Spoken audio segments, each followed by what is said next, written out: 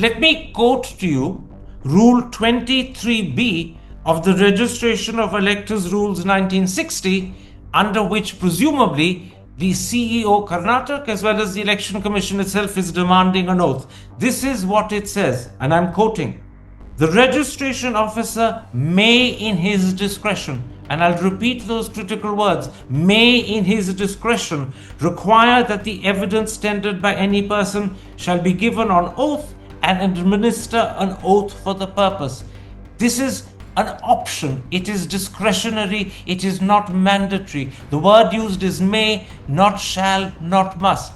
And yet the Election Commission and the CEO Karnataka have insisted on an oath when they had clearly the option of not doing so. So I have said the same thing. It was in their personal discretion that they have decided this way. Another thing, that this section doesn't apply to the present complaint. This applies to the process of revision. When process of revision is on, if your name is not there, if you have to submit a claim or objection, you must submit that claim and objection on oath. That is the section 23B. Here is a complaint based on some research done by the political party, and revision process is not on in Karnataka. So this is a very different footing. And here section 20 do not apply mutatis mutandis. Sir, you're saying a very important thing. Yeah. Actually cutting the ground from under the feet of that insistence on an oath. This section does not apply to Rahul Gandhi's complaint. Correct. But that's even worse. They've applied a section wrongly. Yeah, section doesn't apply to this because this is just a complaint based on research and no revision process is on. Which means they've applied it wrongly. Right, your silence is your answer. I think the audience will understand that silence completely, and you're smiling as well, so you know I've understood it. Actually, we have been following this philosophy that strengthening democracy is strengthening the faith of people in our democracy and democratic institutions. Should be the topmost priority for all constitutional authorities, including Election Commission. And I would again reiterate that everything must be done to reinforce that faith and trust. Including a full-fledged investigation into Rahul Gandhi's allegations. Certainly, yes, and they should have been done immediately. Hi, I'm Karan Thapar. Over the last few years, I hope you've been watching my program, The Interview on the Wire. During that period, I've interviewed doctors, politicians, businessmen, scientists, authors, and even the occasional Nobel laureate. For me, it's been exciting. I hope it's been enjoyable for you. But these, as you know, are tough times, and if this program is going to remain bold, independent, and sometimes even defiant, then I think we need your support. At the end of the day, it's a truism, but editorial independence is best defended by the viewers. So if you would like this program to remain the way it is, forthright, outspoken, and interesting, then would you consider supporting us? All you have to do is to click on the description at the bottom. But more than anything else, I hope you will continue to watch the interview. Your viewership means an awful lot to me.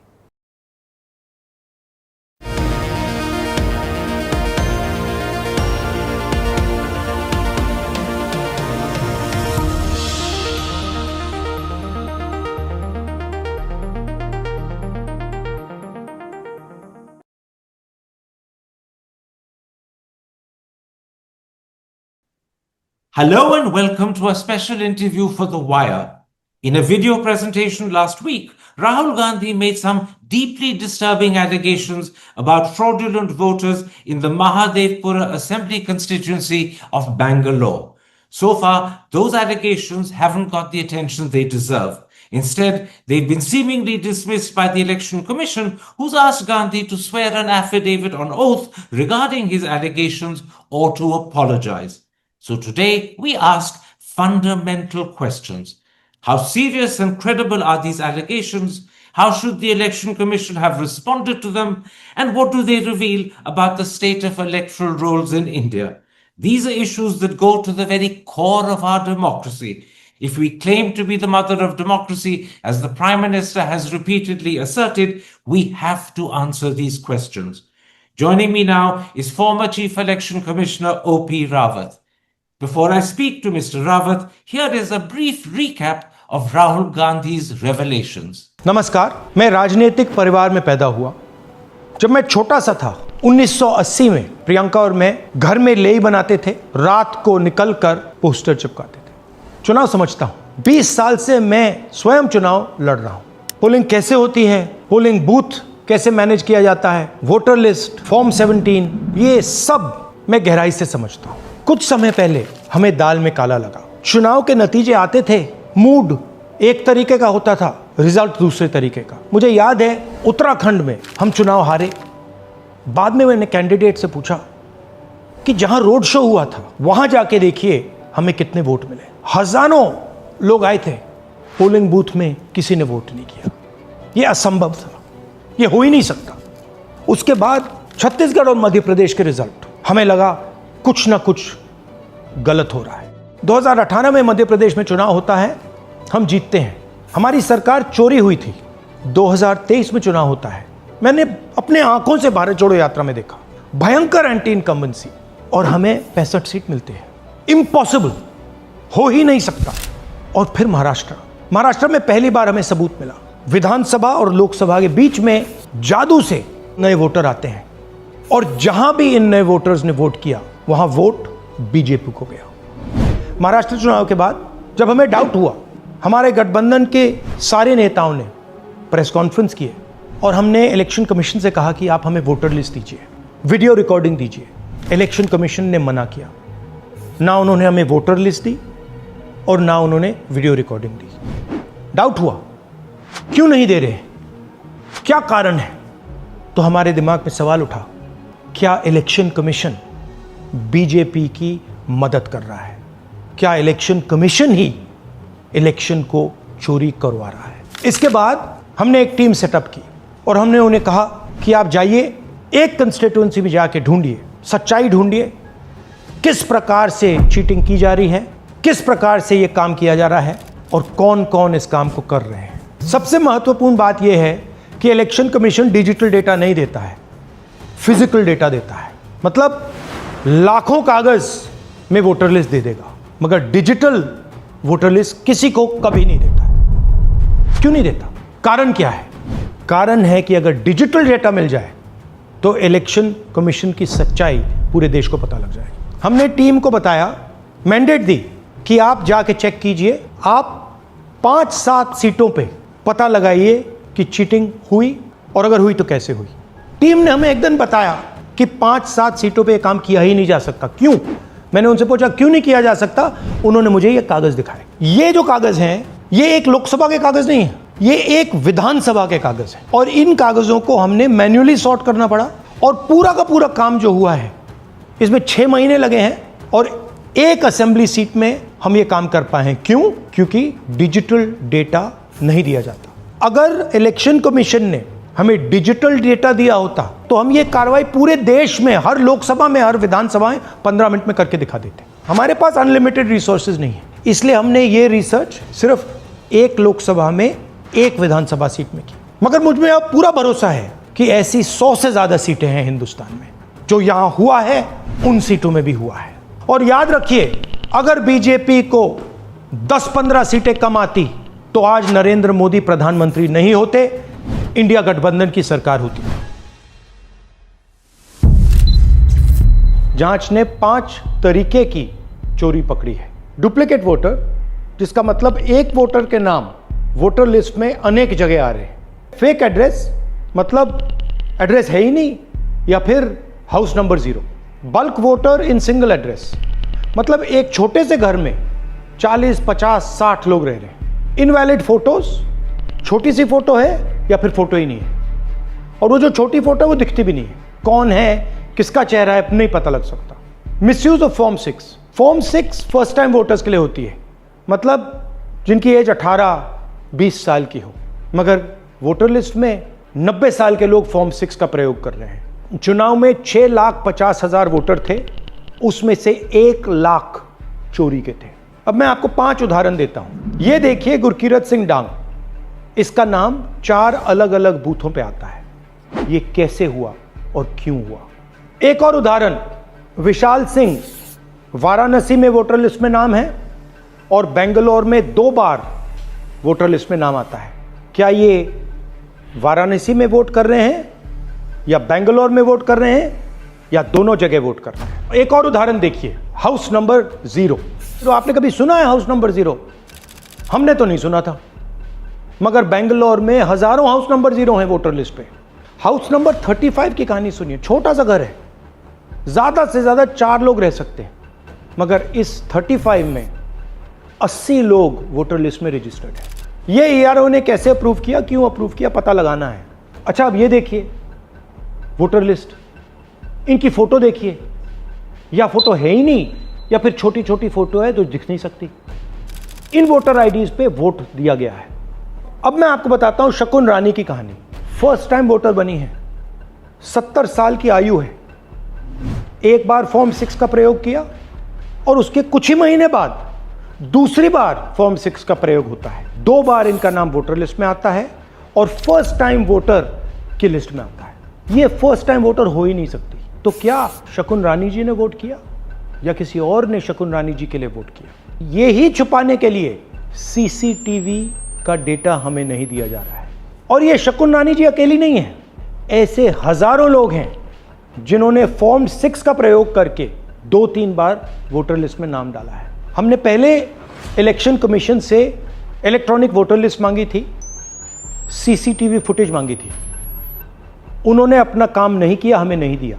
फिर हमने अपना investigation कराया, RTI भरे और हमारे पास data आया। भाई और बहनों, सच्चाई यह है कि हिंदुस्तान में इलेक्शन कमीशन और बीजेपी मिलकर इलेक्शन चोरी कर रहे हैं। यह पूरा का पूरा सबूत ब्लैक एंड व्हाइट में आज हमने आपको दिया है। इलेक्शन कमीशन जानता है कि हमने उनकी चोरी पकड़ ली है, इसीलिए एसआईआर आया है। यह एसआईआर जो है इंस्टीट्यूशनलाइज चोरी है। इलेक्शन कमीशन खुलकर बिना डरे बीजेपी के साथ मिलकर चोरी कर रहा है। और ये जो एसआईआर है, इसका लक्ष्य गरीबों का जो हक है, उनका वोट जो है, उनसे चोरी करने का है।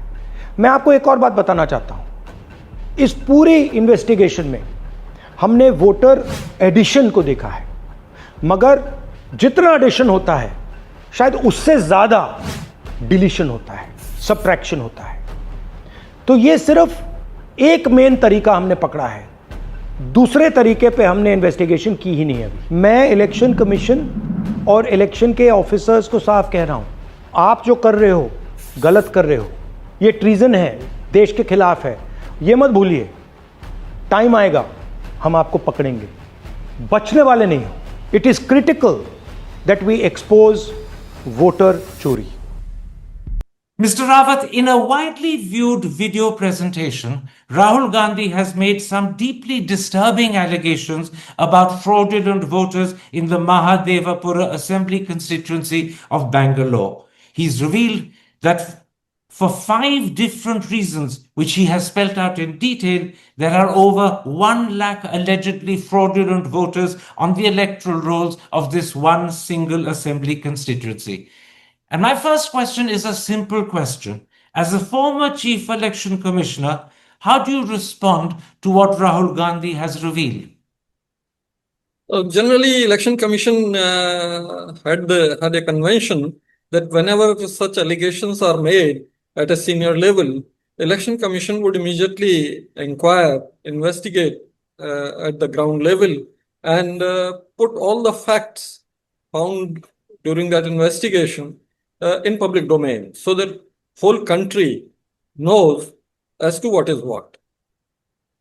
So you're saying that the Election Commission has a convention that when such allegations are made, they will immediately inquire and investigate.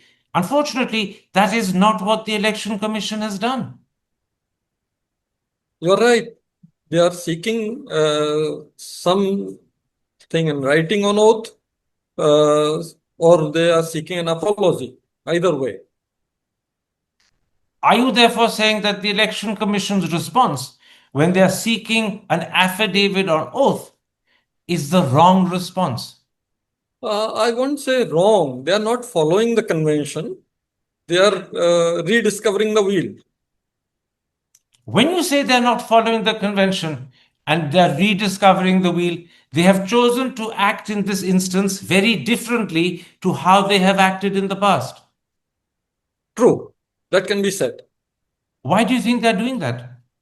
Because earlier it was done, immediate inquiry. In fact, one of the CEOs in UP immediately inquired into allegation relating to him and responded on TV that these two names are not there in UP list, Varanasi and Lucknow. So they knew that this is the way it is handled. But that is very different to the response of the CEO in Karnataka, and it's also very different to the Election Commission's own response, judging by the post they put on X. Both Correct. the CEO in Karnataka and the Election Commission have said that Rahul should submit an affidavit under oath to the CEO of Karnataka, along with the names of electors allegedly wrongfully included in the voters' list.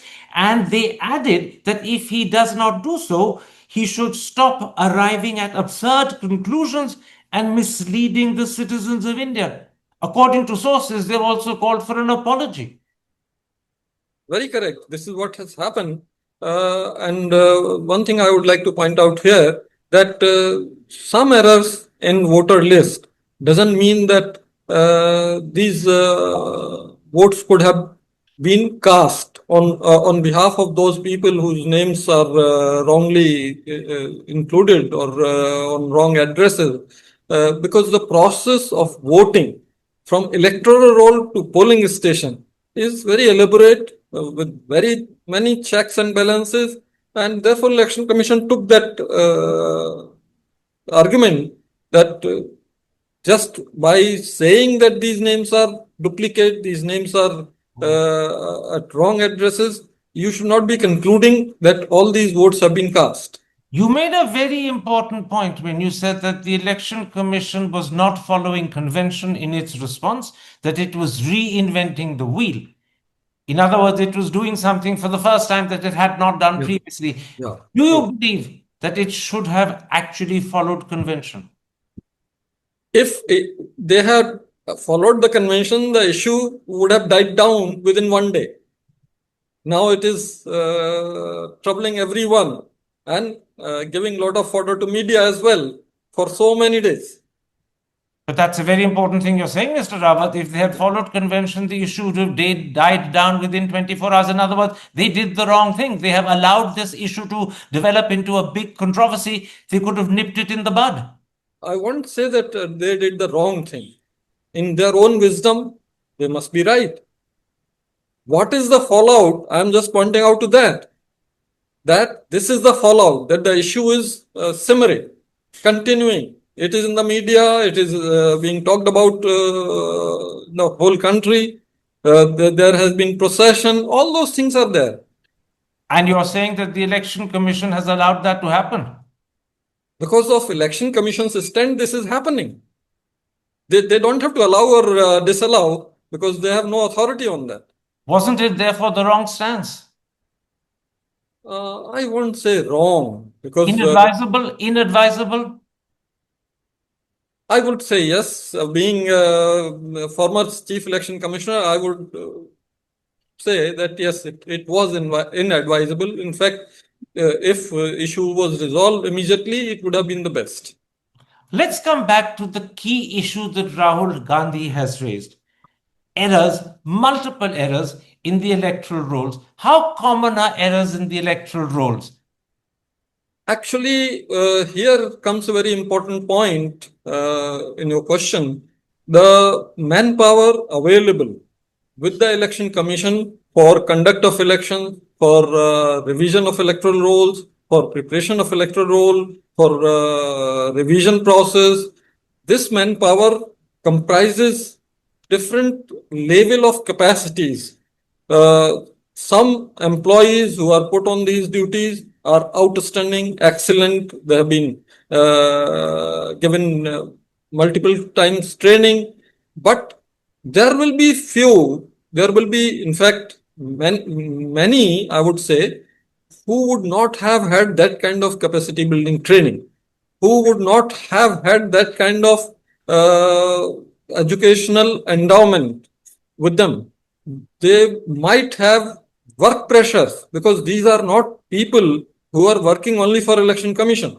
These are the people who are holding a job with the government, and besides that job, they are asked to carry out these functions many number of times, like preparation of electoral roll, revision of electoral roll, conduct of elections, poll duty, all those things. So it is another duty over and above their call of duty with the government.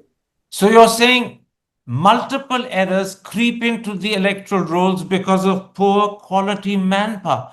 Manpower that is not properly trained, manpower that is often, how shall I put it politely, inefficient and even incompetent. Poor quality manpower is to blame. Actually, this conclusion should not be drawn because majority of them are good. You said many are bad. You said many are bad. Yeah, many are not bad. Many have not received capacity building training appropriately and as many number of times as are necessary for this kind of sensitive job.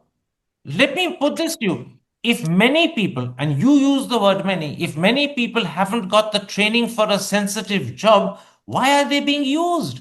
Why are you using people? Why is the Election Commission using people knowing that they aren't trained? This is a sensitive job. Errors will creep into it. That will affect the electoral roll, and that in turn will affect India's democracy. Why are these people being used? Because Election Commission is confident that they have enough tools to overcome these errors which come into electoral rolls. They have deduplication software, they have photo recognition software, they have multiple checks, and they have created an ERO net, nationwide network, where it is possible to identify duplicates even if one is in J&K and the other one is in Kerala. But Easy. in the case of Mahadevapura, we have over 1 lakh alleged fraudulent voters. Just so the audience remembers, I'll repeat the headlines. 11,965 duplicate voters, 40,009 fake and invalid addresses, 10,452 bulk voters in a single address, 4,132 invalid photos, and 3,369 instances of Form 6 being misused. That is huge. And clearly, the Election Commission has not been able to correct it. It's there for the world to see. Rahul Gandhi has exposed it. These are the data which are only alleged, not verified by any agency. In fact, CEO Karnataka is also insisting on some oath or something before he takes any action. Election Commission has also done the same thing. And the persons who are alleging that, they have not thrown any evidence in the public domain. So well, forgive me, sir, I don't mean to interrupt you, but the presentation made by Rahul Gandhi, which if you combine the Hindi and the English versions lasted over an hour, provided an enormous amount of evidence so that laymen could be convinced that he had a case. After that, it's for the Election Commission to inquire and investigate. They've chosen instead to ask him for an oath. They are having this stand because they must be having a different evidence. And they are confident of themselves. Let me put it like this. We're talking of poor quality manpower leading to inefficiency, leading to incompetence. But actually, many of the things that Rahul Gandhi has brought to public attention are examples of deceit and fraud. How can you have house number 0 as an address? And there seem to be hundreds, if not thousands, of people whose address is house number 0. How can you have a father's name given as ABCD or XYZ? And then finally, how can you have a case where 80 people live in a one-room house?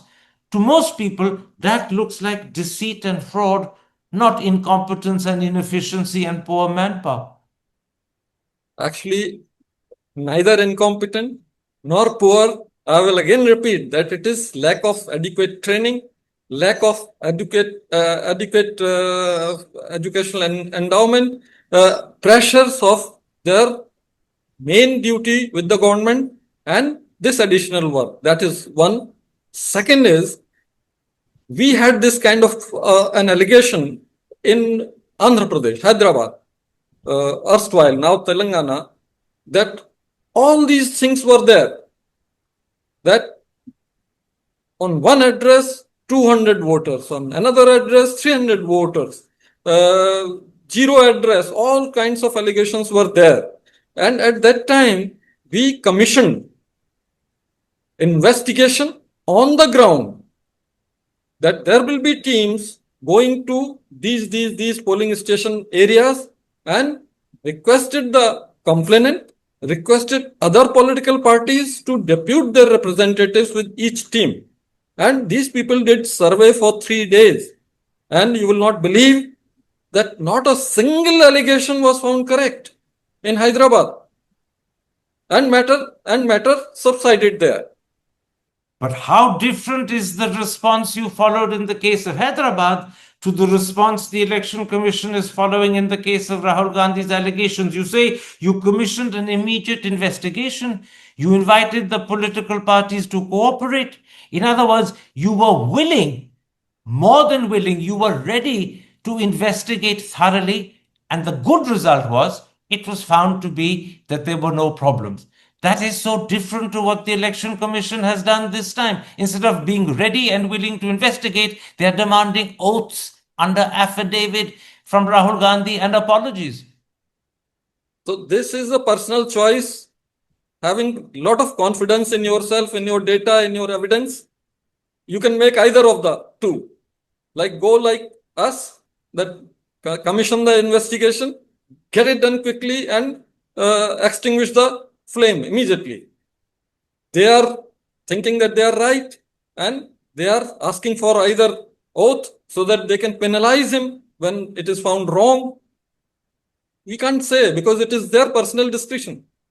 But in the process, they are allowing the flames to carry on burning. That is what I also agree, that this problem could have subsided immediately.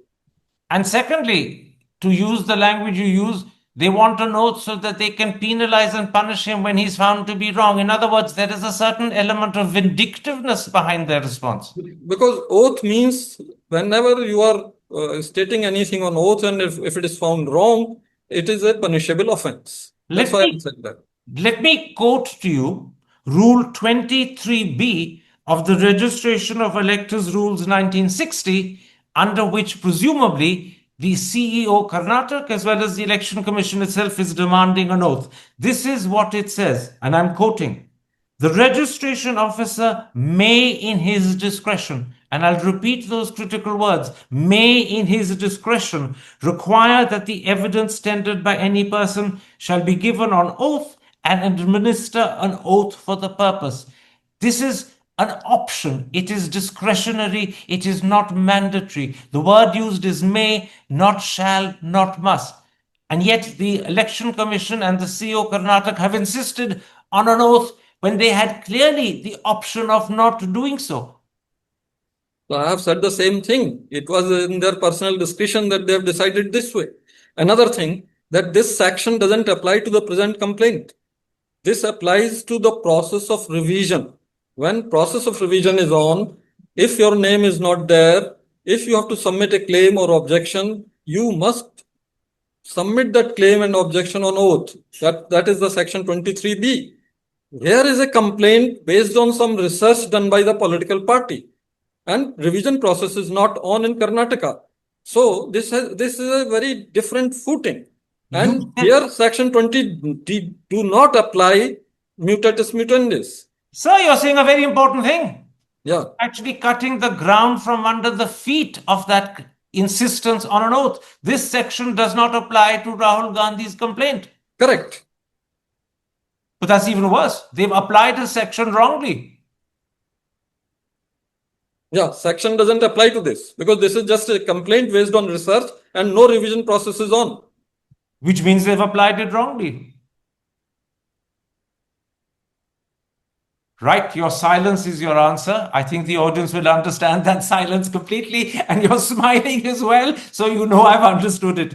Let me put this to you. I'm broadening the subject.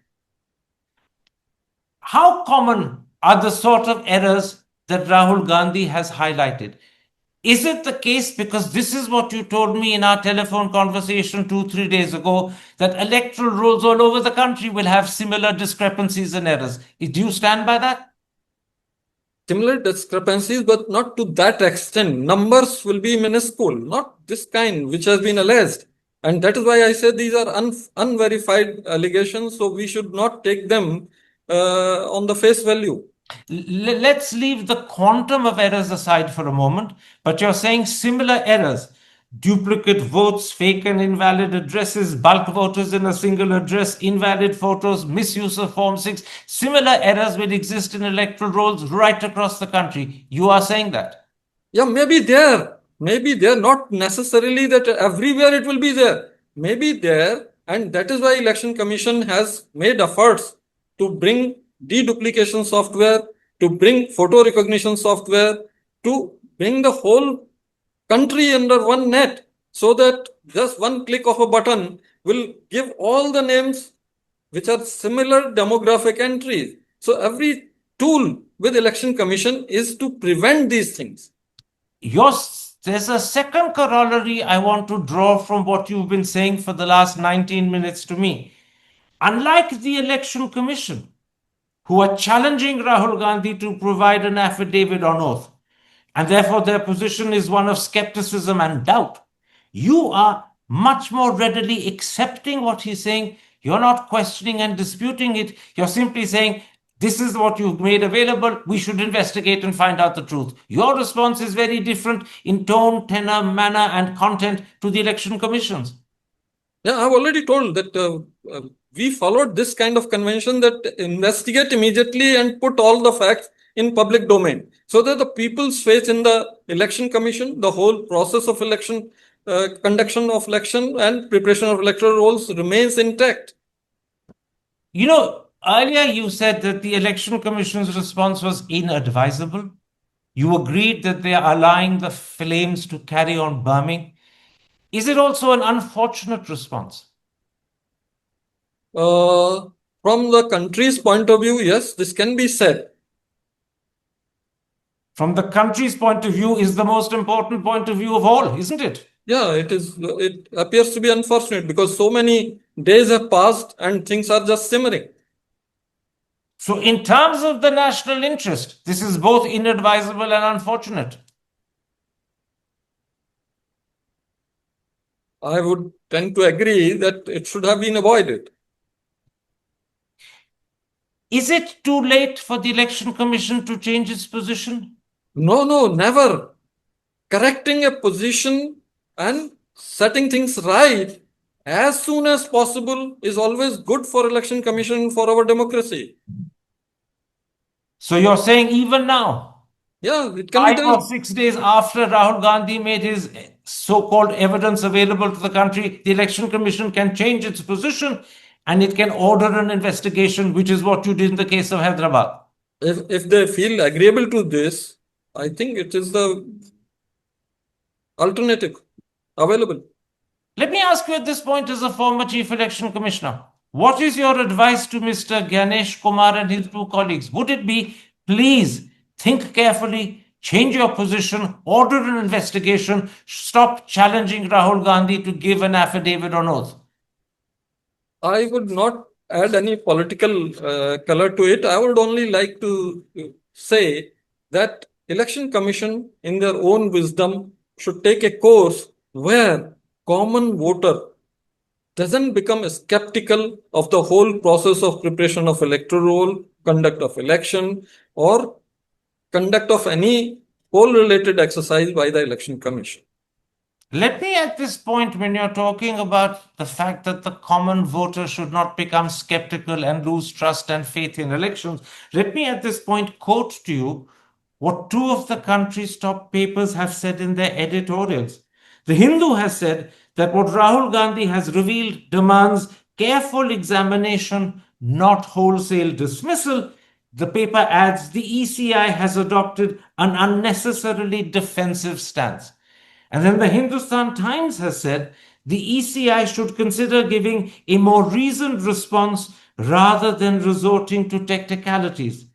These newspapers are clearly not supporting the course of action the Election Commission has adopted. Does it worry you that major papers are now becoming critical of the Election Commission? Certainly, because in a democracy, media's voice, especially the editorial pieces, matter a lot, influence a lot of people, opinion makers, and therefore we must always act quick and fast whenever this thing is visible in media. In fact, the truth is that the Election Commission is more than just an institution. Questions are now being raised about the Indian people's trust in the Election Commission. Once again, I'm going to quote the Hindu. The ECI's credibility depends on public confidence in its impartiality and in its transparency. Do you fear that if the Election Commission doesn't change its defensive stance, it's in danger of damaging its credibility, it's in danger of losing a fair measure of public trust? Some sort of erosion comes in if it lingers on for long.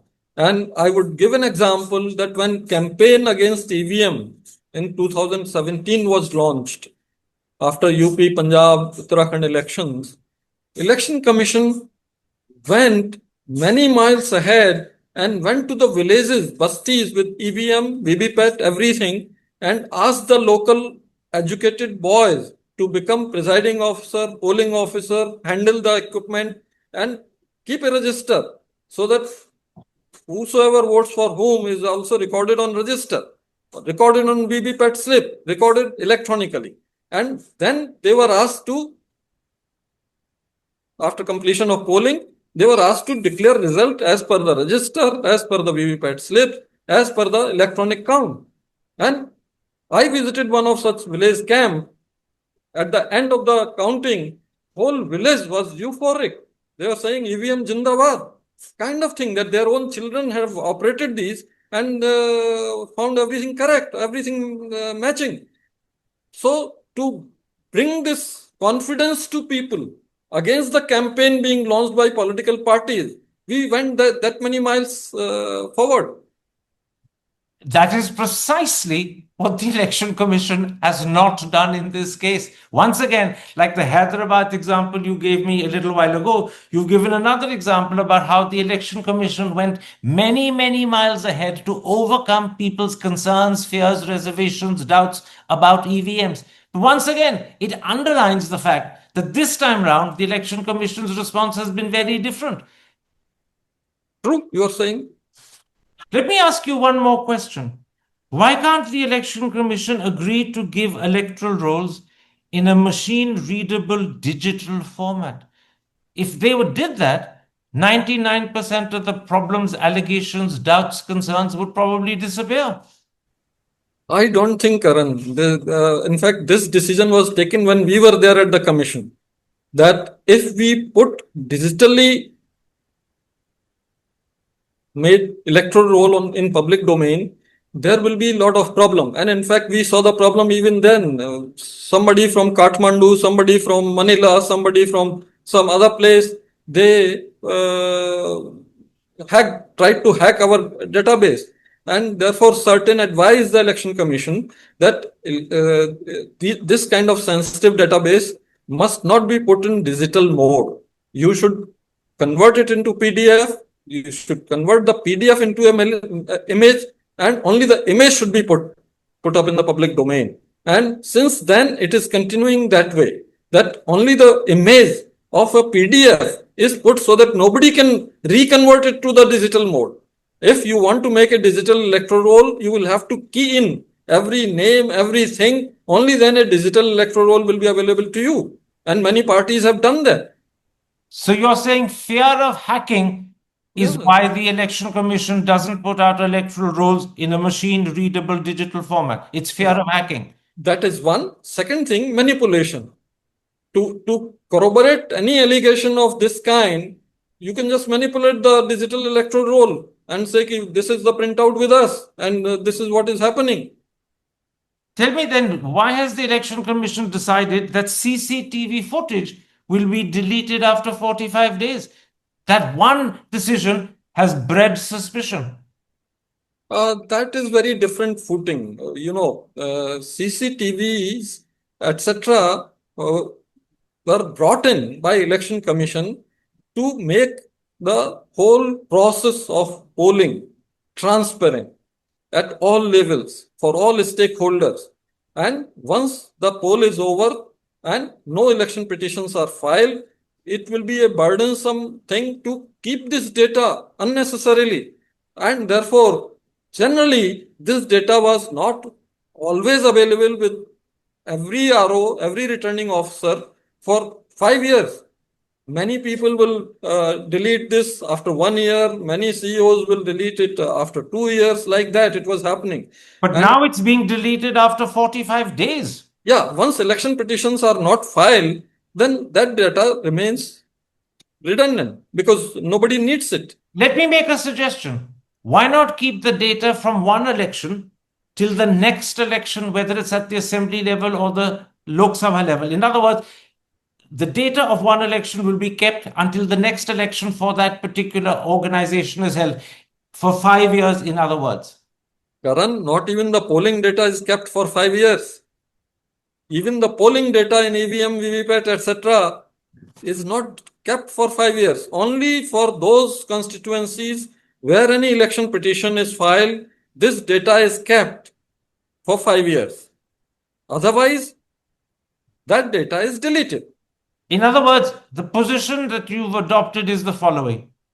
Whilst you are open and willing to believe that a thorough investigation should be carried out into Rahul Gandhi's allegations, this is precisely what happened in the case of Hyderabad, which you mentioned earlier.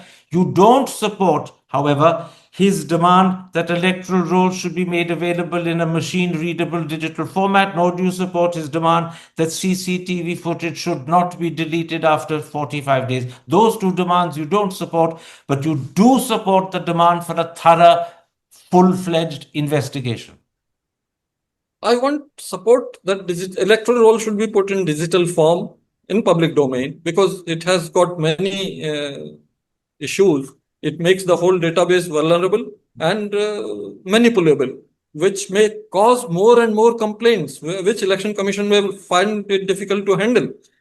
And this CCTV footage, I think it is redundant. It is of no use to anyone.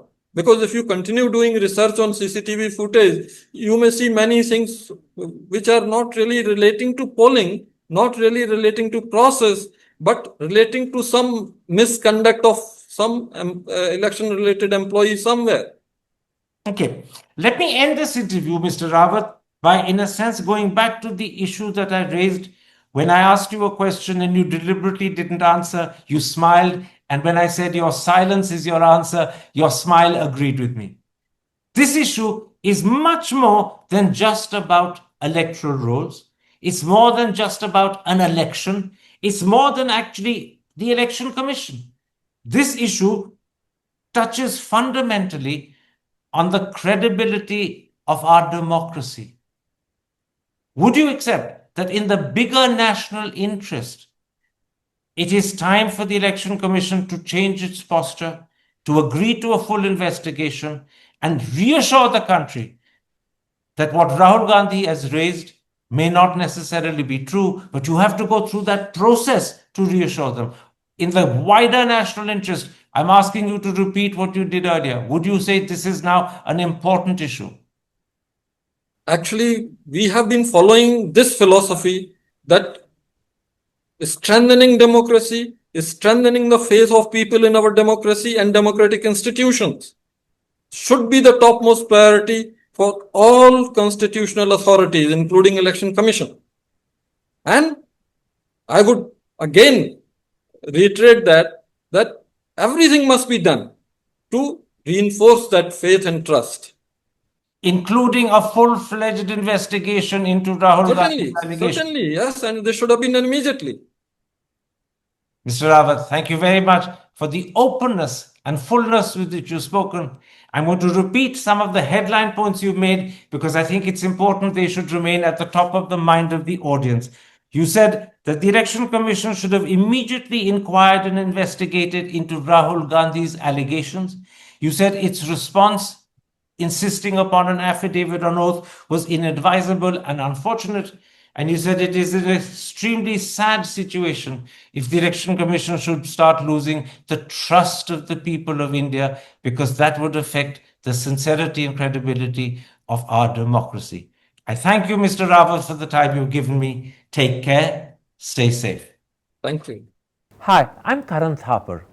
Over the last few years, I hope you've been watching my program, The Interview on the Wire. During that period, I've interviewed doctors, politicians, businessmen, scientists, authors, and even the occasional Nobel laureate. For me, it's been exciting. I hope it's been enjoyable for you. But these, as you know, are tough times, and if this program is going to remain bold, independent, and sometimes even defiant, then I think we need your support. At the end of the day, it's a truism, but editorial independence is best defended by the viewers.